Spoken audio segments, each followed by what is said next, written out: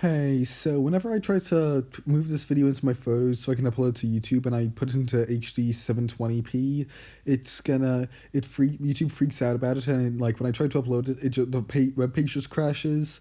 All the various web pages associated with the YouTube video are created, but my iPad doesn't actually upload the video. It's weird, but I can't actually publish the video if it's not on YouTube, like uploaded to it. This video, so I'm having to upload it in 520p, meaning that this video is going to be unusually low quality visually. Okay, have have a good day. Enjoy the video. Okay, so how do I start this video? Okay, so it probably requires some amount of history as an introduction, on subject matter as an introduction. Should I start with the whole history of Mario games going all the way back to Donkey Kong? No, I'm not going to waste your time. I don't like wasting time. Okay? I still have to procrastinating for like an hour. Anyway, so I think all that's necessary to discuss here is the new Super Mario Bros. Games onwards. So from 2006 to 2012, Nintendo released a whole bunch of new Super Mario Bros. Games. The whole premise was that they're 2D Mario games like the olden days, but they are new. Yeah, that's not going to get outdated, is it? But the main problem with these games is that, except for the original one, which was slightly different, all of them include Mario Kart, not Mario Kart, New Super Mario Bros. Wii, New Super Mario Bros. 2, aka the one for the 3DS that came out after New Super Mario Bros. Wii, and New Super Mario Bros. U, were all basically the same game with a slightly different art style as their different systems got more and more advanced. I mean, New Super Mario Bros. 2 had the coin gimmick. And New Super Mario Bros. U introduced a couple new ideas, but still less different than Wii was from the original. It's like they might as well have just ported the same thing. It's the damn thing. It's similar enough. It's just bad. Like, and people complained about it for being shit. You know, people complained about it, and lo and behold, we've not got a new one in 10 years. Then Nintendo made a game for later on in the Wii U's life called Super Mario Maker. And the whole premise of Super Mario Maker was it was a game that let you make your own Mario levels, and then you could upload them to the internet for others to play. So yeah, Mario Maker was an all-around cool game. I remember asking for it for Christmas 2015, and I got a Wii U with it, and yeah, it was cool as fuck. This is one of the few things you'd be sad you missed if you hadn't played the Wii U. Oh, it came out for a Switch, eh? So, moving forward into the Switch era. So, 2017, a whole bunch of cool stuff happened. A fuck ton of cool stuff happened, in fact, but there was no 2D Mario. Then in 2018, they revealed new Super Mario Bros. U Deluxe.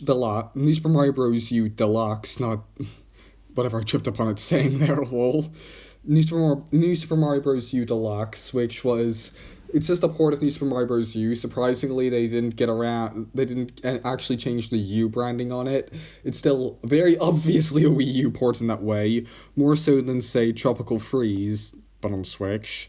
But so, yeah, that's a whole thing that happened. And then, so...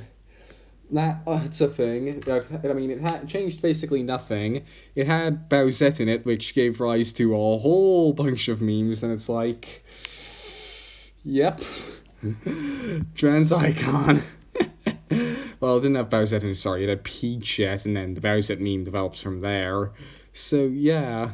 Then But yeah, anyway, moving on. So, that then released in early 2019. And just after that, there was the announcement of Super Mario Maker 2, which I remember getting super fucking hyped for. I remember seeing the trailer for that and just yelling, Nintendo, let me give you my money. That was so exciting. I'm a big Mario Maker fan. If you couldn't tell, I'm the sort of person who likes making things creatively. So needless to say, I was the type of kid who would be way into Mario Maker. So, yeah, but I remember seeing this channel called Arlo, extended Arlo stuff, make a video about basically his theory that basically now in a world of Mario Maker, basically the original Super Mario, the original New Super Mario, the old new sort of New Super Mario Bros. Games, the simple cheap ones, were just no longer sellable. You just couldn't make a lazy 2D Mario game like that anymore because there was the sheer brilliance of anything that people could make in Mario Maker. I do believe that he made this video after World Maker came out in 2020 and not when Mario Maker 2 was first announced in 2019, but it's besides the point. I still agree with this point. But broadly speaking, Nintendo, they release, it makes a lot of sense seeing as they revealed Mario Maker like right after New Super Mario Bros. U Deluxe released. All the cheap sales they could get from it, they got. All this cheap, simple, oh, it's a new to Mario sales they could get were got. No Mario Maker to compete with it. Then they revealed Mario Maker. Okay. God, I can't believe it's been nearly 3 years since World Maker came out. Every time the anniversary of that happens, I freak out. Also, I can't believe that they did fucking World Maker. Literally, you can make your own world maps in Super Mario in Super Mario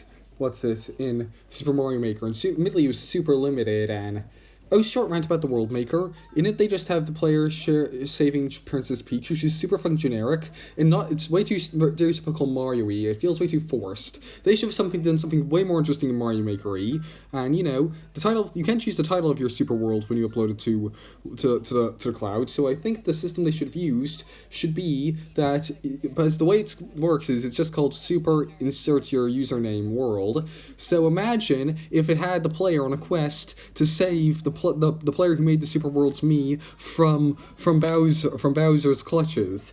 Imagine how fucking cute that would have been. Come on. I'm still annoyed they just went for a more generic option. It doesn't feel Mario Maker-y enough. But yeah, I got the game on launch day, June 28th, 2019. It was a very memorable day for me. It was my last day of primary school. Whole bunch of fun, interesting stuff happened. I remember it fondly. Also, it's about a part of 5 years ago now. Anyway, so yeah, that happened and it was cool. I enjoyed the game. I remember playing it. I remember being amazed by all the new things. I mean, amazed by all the new. Finally, I could finally make fucking ice and desert levels. I was a bit annoyed I couldn't make mountain levels still, but still, this was fucking amazing. 3D World. I mean, I made my first level in it, mainly taking advantage of those background bullet bills because I thought they were cool as hell. Still think they are. I mean, one of the main gimmicks of the 3D World style is there's a whole bunch of 2.5D elements, which I think is great, but, in 3D World also, it's very limited from a technical perspective.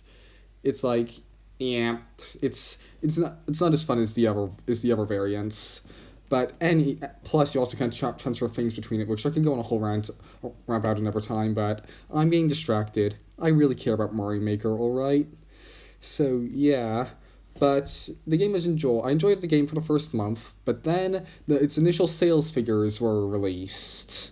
So, after the first year, the game had sold about 5 million copies, which isn't nothing. It probably made a profit, but it didn't make as much profit as a new New Super Mario Bros. Game would have made. It was pretty on the down low in terms of stuff. Then by the end of 2021, eventually it got to the point where it had sold 7.15 million.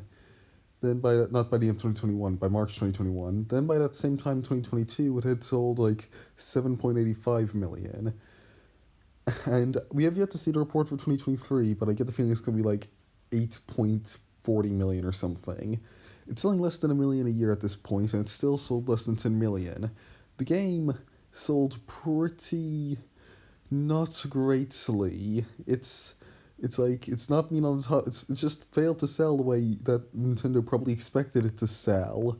It's like, well, there's a lot of old games where it's like, this was a great game, but then it didn't sell at all. No one cared about it because of the circumstances of its release, and now it's just Nintendo's just sat on it, and a lot of people are like, I want this back, and like, I want this remade. Like, that same person Arlo has gone on about this quite a lot, and I frankly worried that this is going to be a fate of Mario Maker in like 10, 15, 20 years, of just being, it's never getting a new game just because they don't expect it to sell, because the last one didn't sell.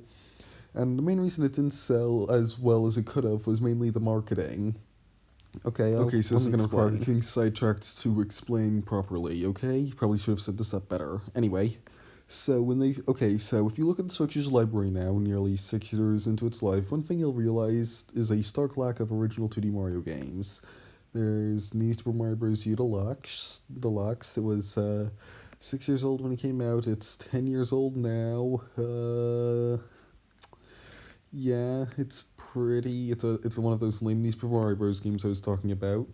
And then there's Mario Maker, but it's like you have to make your own levels in that game.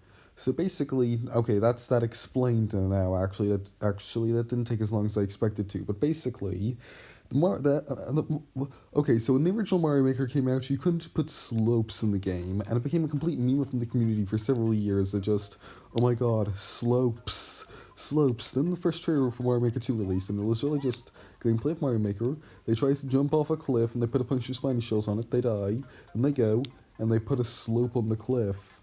It's like, I think that that's a very good way of representing the whole marketing campaign for Mario Maker 2. It was just like trying to hype up and give fan service to the existing Mario Maker fan base, and wasn't doing much to draw new people in. They weren't making that big a deal of the fact you can make your own levels. It was just taken for granted that you already knew that, and they were like, oh, now we're adding all these cool new things.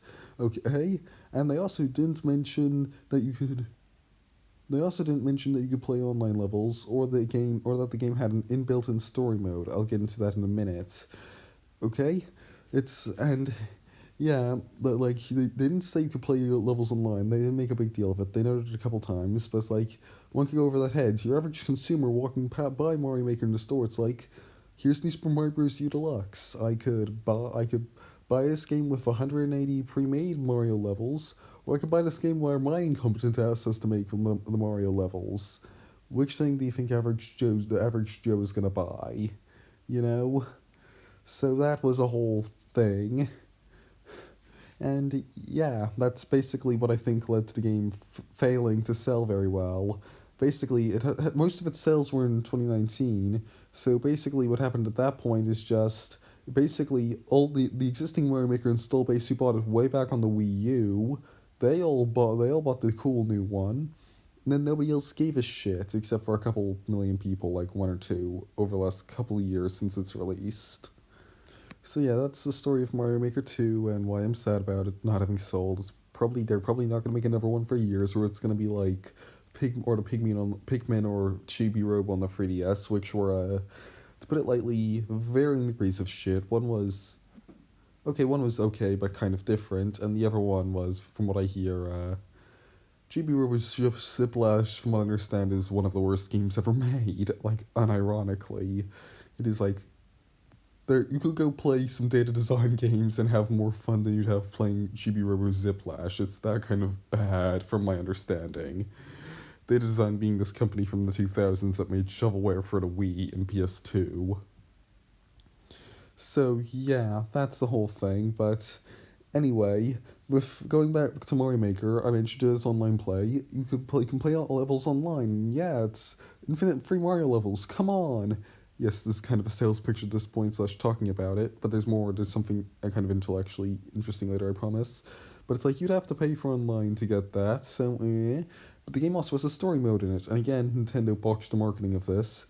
They marketed it as just like a short little campaign you can go through to learn how all the different parts work and such, but like, no, assuming you're willing to accept the fact that works within the various engines Mario Maker levels are made in, and that these are fundamentally levels made in Mario Maker, then yeah, this is a pretty innovative new 2D Mario. There's good 180 levels in it. They have unique ideas. It's not just like, oh, the different level parts are the unique ideas. They do different things with the level parts that are genuinely like, yeah, the creativity beyond putting those level parts into the level. This is it's like, and it's a plus. It's like, it's not just traveling around the world map to save Peach. Instead, you've got to do a new objective, building Peach a new castle, and in turn, what you're doing is and in turn, the plot revolves around Mario having to do odd jobs in order to get the money to build up Peach's castle. It's actually interesting. It's mechanically interesting. Also, coins have value. You collect coins. You get those coins on top of the coins you're paid for doing the job, and you use coins to build up Peach's castle. So it's a very good gameplay loop. There's a whole hub world of most of the levels are accessed by talking to this one character, but you can access like 30 different levels by talking to other side characters, essentially hidden levels. It's It's really fleshed out. It's if you want to play a new 2D Mario and you're sad there hasn't been one in decades, then here's your fix. Admittedly, it doesn't quite come all the way, mainly because it is in the Mario Maker 2 engine, and of course, the story is cheesy as fuck. It's not even like it takes itself sarcastically and you can laugh about it. It's just like, oh no, Peach's castle's been destroyed. You have to build you have to build a new one. Woo! And it takes itself completely seriously, in spite of the fact that this is really cheesy. They should have cheesed it up more. It's like the way they narrativize it, it's like they almost don't narrativize. It's just an excuse for the gameplay to happen, but it's like you're building a thing like how this is Mario Maker. That's kind of almost, it's not quite there, but like if you're looking for something, then this could give you a fix for a good couple of years, you know?